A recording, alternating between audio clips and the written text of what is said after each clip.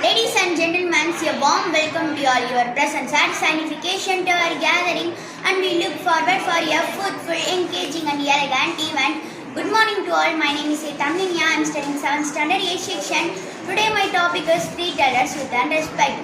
We should always respect our elders. We should treat elders with an polite tone. We should always take care of our elders. We should help them in their works.